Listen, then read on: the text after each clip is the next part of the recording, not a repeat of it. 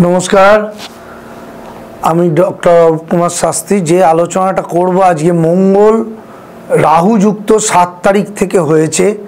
আমরা জানি জুন মাসের 7 তারিখে मंगल कर्कट राशि থেকে আমাদের সিংহ রাশিতে প্রবেশ করেছে। मंगल राहु যুক্ত রয়েছে। এখন এর প্রভাবে আমাদের কিন্তু নানা রকম ভাবে असुविधा आसबे प्रत्येकटा राशिर क्षेत्रेई।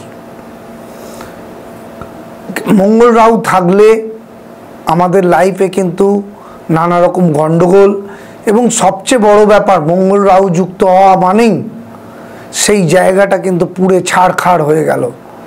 विवाहित जीवने समस्या, पारिवारिक समस्या एवं सबचेये बड़ो ब्यापार शारीरिक समस्याओ आसबे। जादेर जन्मछके मंगल राहु युक्त, मंगल केतु युक्त, मंगल शनि युक्त तादेर प्रभाव बाड़बे। এই সময়টা 27শে জুলাই পর্যন্ত থাকবে।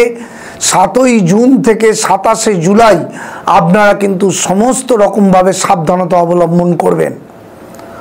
অন্য দিক দিয়ে দেখতে গেলে গরমও বাড়বে।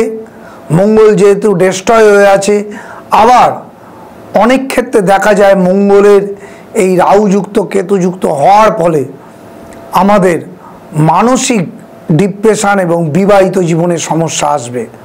প্রত্যেকটা মানুষকে জানতে হবে যে मंगल যখনই জন্মছকে রাহু যুক্ত থাকে তার মানে সেটা অঙ্গরাগ দোষ সৃষ্টি হয়।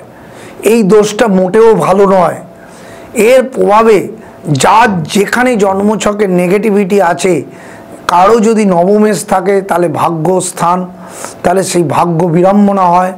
দশমের স্থানে থাকলে मंगल राहु তাহলে কিন্তু সেই জায়গাটা কর্মস্থানের ডিস্টার্ব হয়। একাদশে থাকলে কিন্তু সেই জায়গাটা চরমভাবে ডিস্টার্ব হয়, কর্ম এবং প্রতিষ্ঠা পেতে ডিস্টার্ব হয়। সুতরাং এই मंगल राहु দোষটা বিগত 1 মাসেরও বেশি कर्कट राशि থেকে বেরিয়ে সিংহ রাশিতে প্রায় 27শে জুলাই পর্যন্ত থাকবে, 7ই জুন থেকে। তাই সবচেয়ে বেশি সিংহ রাশিদের সাবধানতা অবলম্বন করা উচিত। কারণ লগ্নেতেই এই দোষটা সৃষ্টি হলো, তার ফলে কিন্তু সিংহ রাশির ক্ষেত্রে मंगल রাহু যে দোষটা সৃষ্টি হলো তার প্রভাবে কিন্তু অঙ্গরাগ দোষ সৃষ্টি হলো। তাই নানানভাবে জীবনে তাদের কিন্তু সমস্যা আসবে। কিন্তু এই সমস্যাগুলো এবং পারিবারিক সমস্যা কিন্তু সিংহ রাশির এবং শরীরটার দিকে নজর রাখতে হবে।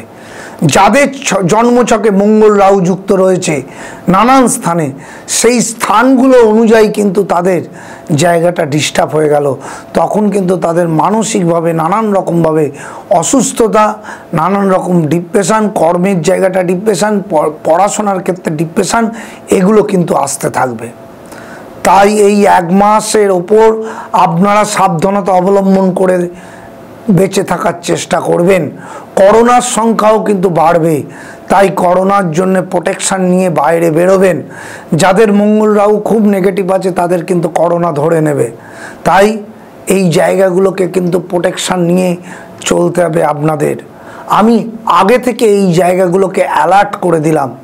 আপনারা জন্মছকে দেখে নিন আপনার मंगल রাহু কোন জায়গায় বসে আছে। যদি থাকে তাহলে সেই জায়গাটা সিরিয়াসলি প্রতিকার প্রতিবিধান করুন।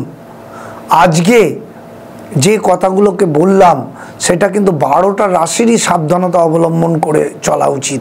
কারণ 12টা রাশির ক্ষেত্রেই কিন্তু मंगल রাহু যে দোষটা সৃষ্টি হলো সেটা কিন্তু নানান জায়গায় লগ্নপতি নানান জায়গায় বসে থাকে, লগ্নের নানান জায়গায় मंगल রাহু প্রতিষ্ঠা হয়, তার প্রভাবে নানান জায়গায় নানান গতিবিধি অনুযায়ী কিন্তু मंगल রাহু ফল দেবে। যাই হোক, 3টে রাশির কিন্তু খুব সাবধানতা অবলম্বন করা উচিত। সিংহ রাশি, বৃশ্চিক রাশি, ধনু রাশি এবং মেষ রাশি, এই 4টে রাশির मंगल রাহু থাকার জন্যে এই 1 মাস 1.5 মাসের ওপর আপনারা কিন্তু সাবধানতা অবলম্বন করে চলবেন। দেখবেন আপনার জীবনে যদি এই রকম যোগ থাকে তাহলে সঠিক প্রতিকার প্রতিবিধান এবং গাইড মেনে চলুন, না হলে কিন্তু আগামী দিন সমস্যার থেকে বেরোতে পারবেন না। आज এই পর্যন্ত। নমস্কার, সবাই ভালো থাকবেন।